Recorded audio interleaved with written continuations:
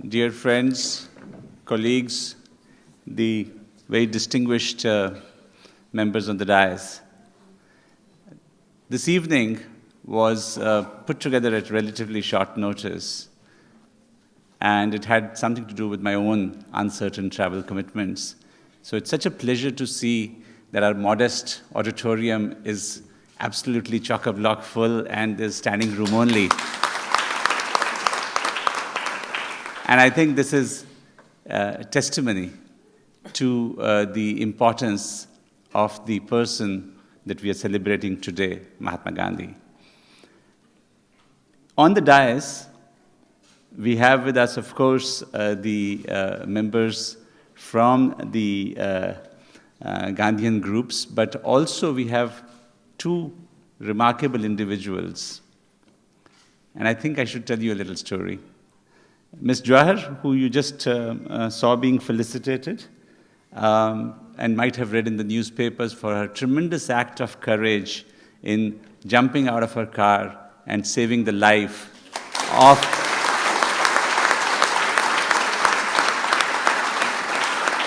Harkirat Singh. And we immediately, when we saw the story about her courage and her valor in the newspapers, I asked my colleague Dinesh to try and get in touch with her. And we thought, what more appropriate occasion than to felicitate her on this evening on Gandhi Jayanti. Because if you remember, Mahatma Gandhi said, the difference between what we do and what we are capable of doing would suffice to solve most of the world's problems. I think Ms. Jawahar bridged that gap between what we think we can do and what we actually do. She also proved another one of Mahatma Gandhi's very famous sayings, which is, strength does not come from physical capacity, it comes from an indomitable will. Go ahead. We salute your courage. We salute your taking the risks that you did to save a human being who also happened to be an Indian national. And every life matters. And so what you do is tremendous.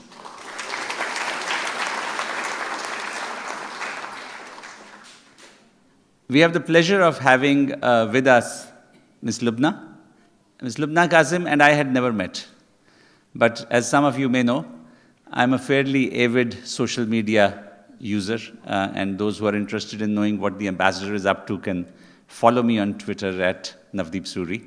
But I saw Ms. Lubna tweet on several occasions some really moving sayings of Mahatma Gandhi, and all in a very proper context. And so, living in 2017 as we are, I sent her a message saying that, let's connect, and we would love to know more about you and your passion for Mahatma Gandhi. The fact that you have a day job as Vice President of Emirates NBD, or the fact that you are getting awards for the Best General Counsel are wonderful, but would you be able to join us this evening? And she said, of course. And ladies and gentlemen, she actually decided to forego two important events, including one on which she was to herself receive an award, to be here with us this evening. So 3 cheers for you.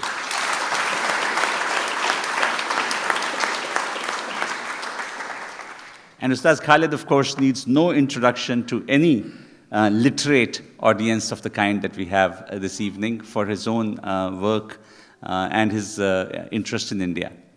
Now, coming to Mahatma Gandhi himself, you saw the little film, you saw the postage stamps, you saw the impact that Mahatma Gandhi has around the world. Indeed, the reason we are celebrating Gandhi here this evening is because this is a country that believes so strongly in tolerance, in equality. We see 200 nationalities living harmoniously. We see 2.7 million Indians living in this country peacefully and embraced and accepted for their diversity. So we thought we have to do something here in Abu Dhabi because this is truly a city that represents some of the ideals that Mahatma Gandhi so cherished.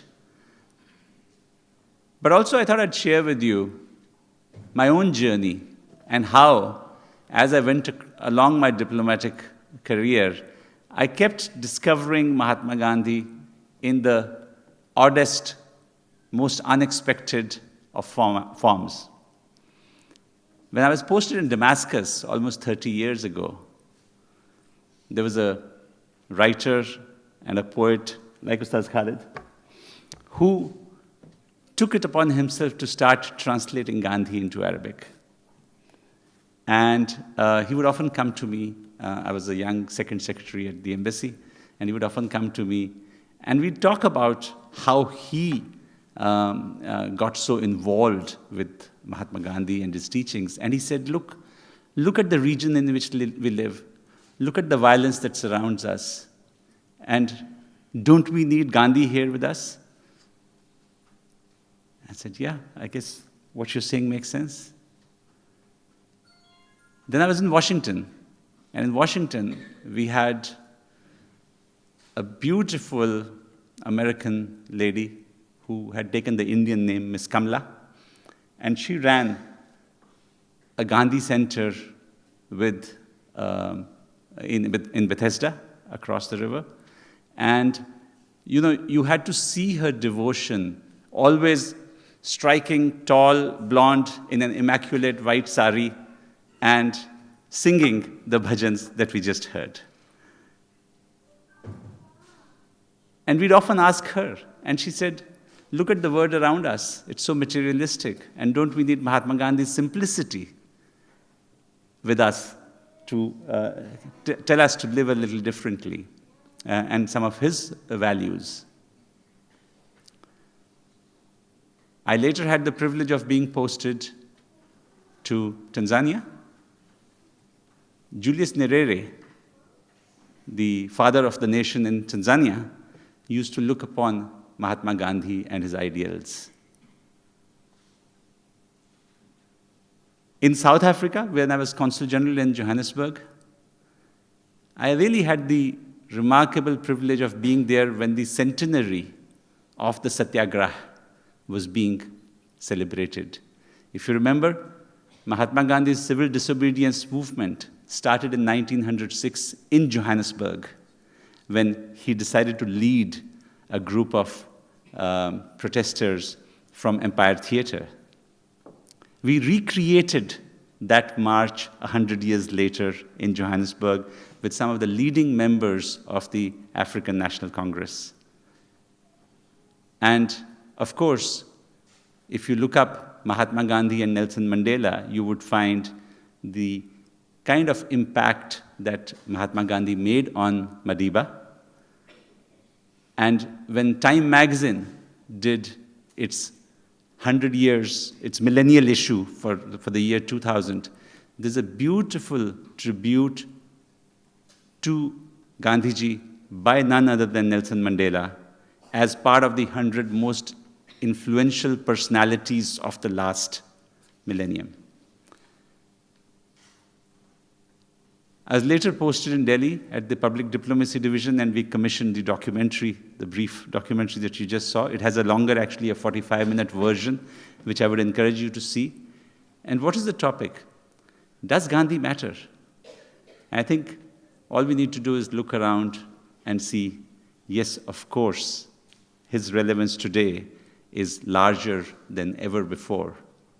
And so it is, regardless of space or time.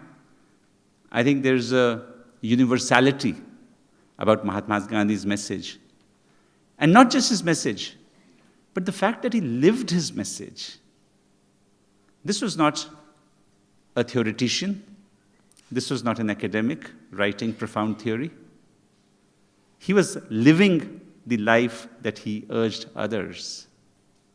And so, Thank you again for being here today and for joining us to remember that great man to whom we owe so much from India, and indeed, who is one of India's great contributions to the world. Thank you for being here.